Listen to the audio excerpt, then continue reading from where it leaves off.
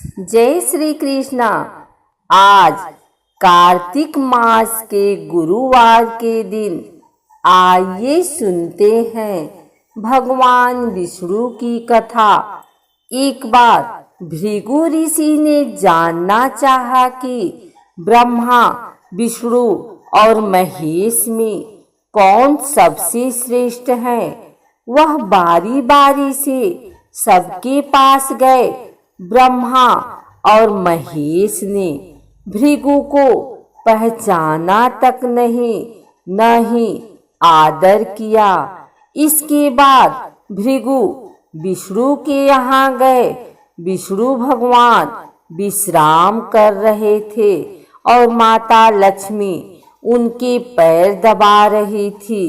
भृगु ने पहुँचते ही न कुछ कहा न सुना और भगवान विष्णु की छाती पर पैर से प्रहार कर दिया।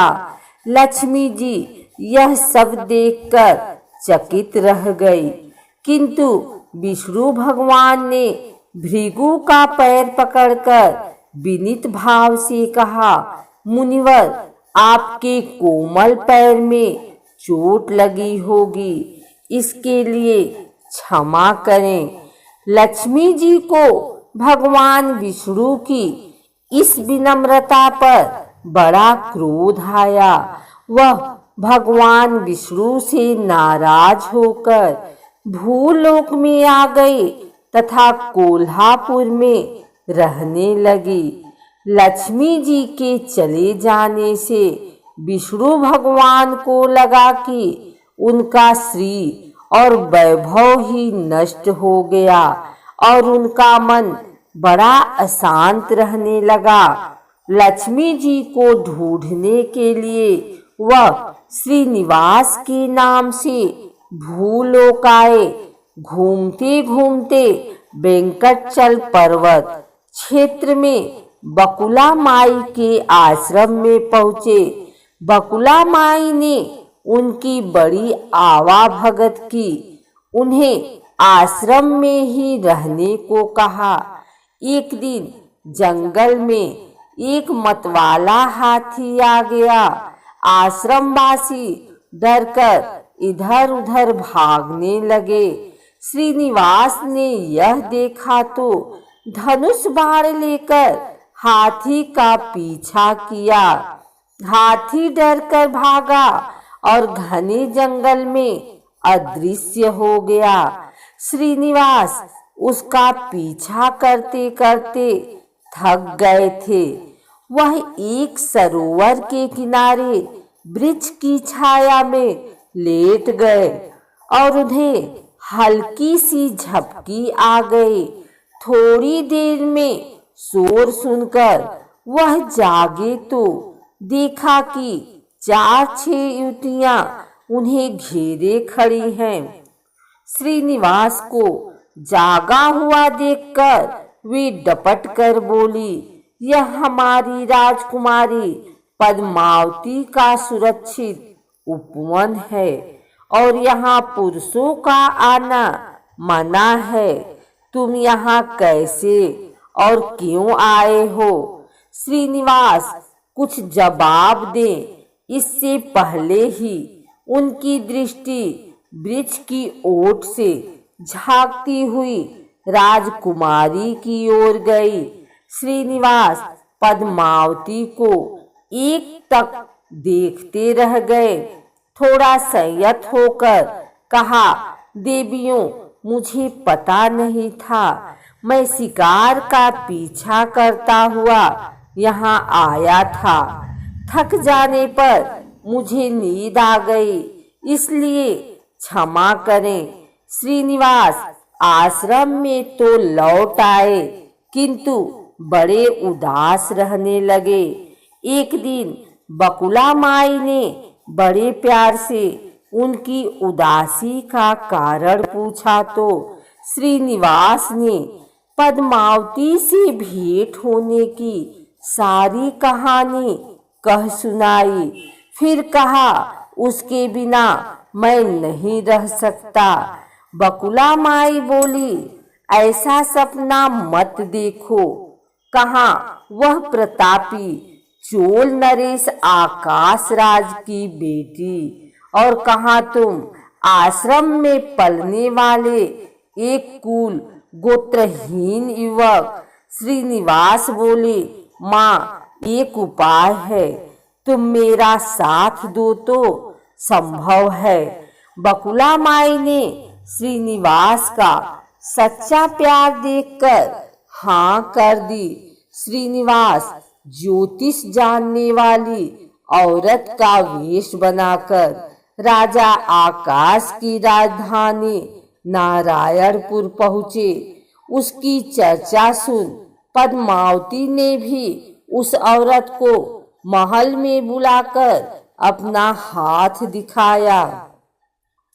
राजकुमारी के हस्तरेखा देखकर वह बोली, राजकुमारी, कुछ दिन पहले तुम्हारी भेंट तुम्हारे सुरक्षित उद्यान में किसी युवक से हुई थी। तुम दोनों की दृष्टि मिली थी।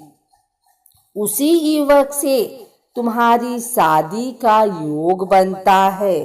पद्मावती की माँ धरड़ा देवी ने पूछा, यह कैसे हो सकता है? ज्योतिषी औरत बोली, ऐसा ही योग है। ग्रह कहते हैं कोई औरत अपने बेटे के लिए आपकी बेटी मांगने स्वयं आएगी। 2 दिन बाद सचमुच ही बकुला माई एक तपस्विनी के वेश में राजमहल आई। उसने अपने युवा बेटे के साथ पद्मावती के विवाह की चर्चा की। राजा आकाश ने बकुला माई को पहचान लिया। उन्होंने पूछा, वह युवक है कौन? बकुला माई बोली, उसका नाम श्रीनिवास है।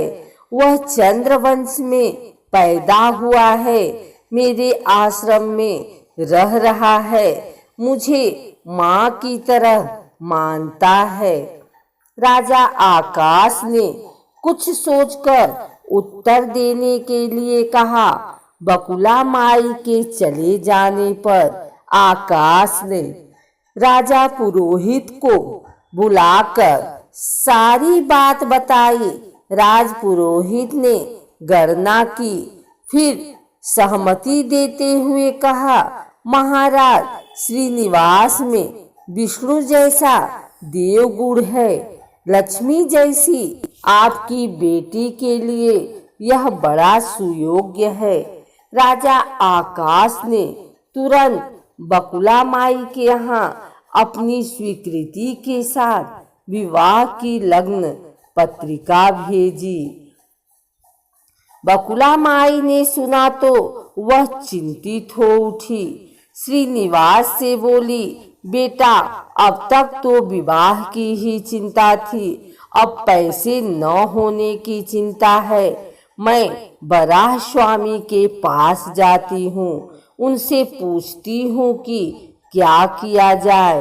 बकुला माई श्रीनिवास को लेकर बराह स्वामी के पास गई और श्रीनिवास के विवाह के लिए धन की समस्या बताई तो वराह स्वामी ने 8 दिक्पालों इंद्र, कुबेर, ब्रह्मा, शंकर आदि देवताओं को अपने आश्रम में बुलवाया और फिर श्रीनिवास को बुलाकर कहा, तुम स्वयं इन्हें अपनी समस्या बताओ।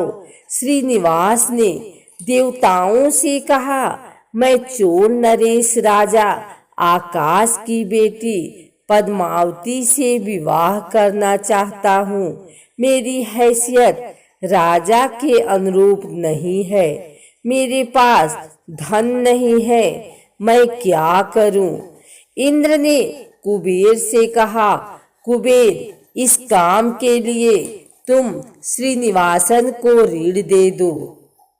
कुबेर ने कहा, ऋण तो दे दूंगा, पर उसे यह वापस कब और कैसे करेंगे, इसका निर्णय होना चाहिए। श्रीनिवास बोले, इसकी चिंता मत कीजिए, कलयुग के अंत तक मैं सब ऋण चुका दूंगा। कुबेर ने स्वीकार कर लिया। सब देवताओं को साक्षी बनाकर श्रीनिवास को ऋण पत्र पर लिखवा दिया। उस धन से श्रीनिवास और पद्मावती का विवाह बड़ी धूमधाम से हुआ। तभी नारद जी ने कोल्हापुर जाकर लक्ष्मी को बताया, विष्णु ने श्रीनिवास के रूप में पद्मावती से विवाह कर लिया है। दोनों वेंकटाचलम पर्वत पर रह रहे हैं। यह सुनकर लक्ष्मी जी को बड़ा दुख हुआ। वह सीधे वेंकटाचलम पहुंची। विष्णु जी की सेवा में लगी पद्मावती को भला बुरा कहने लगी। श्रीनिवास विष्णु रूप मेरे पति हैं, तूने इनके साथ विवाह क्यों किया? दोनों में वाक युद्ध होने लगा तो श्रीनिवास को बड़ा दुख हुआ। वे पीछे हटे और पत्थर की मूर्ति के रूप में बदल गए। जब दोनों देवियों ने यह देखा तो उन्हें बड़ा दुख हुआ कि श्रीनिवास तो अब किसी के न रहे। इतने में शिला विग्रह से आवाज आई, देवियों, मैं इस स्थान पर वेंकटेश्वर स्वामी के नाम से अपने भक्तों का अभीष्ट पूरा करता रहूंगा। उनसे प्राप्त चढ़ावे के धन द्वारा कुबेर के कर्ज का ब्याज चुकाता रहूंगा। इसलिए तुम दोनों मेरे लिए आपस में झगड़ा मत करो। यह बारी सुनते ही लक्ष्मी जी और पद्मावती दोनों ने सिर झुका लिया।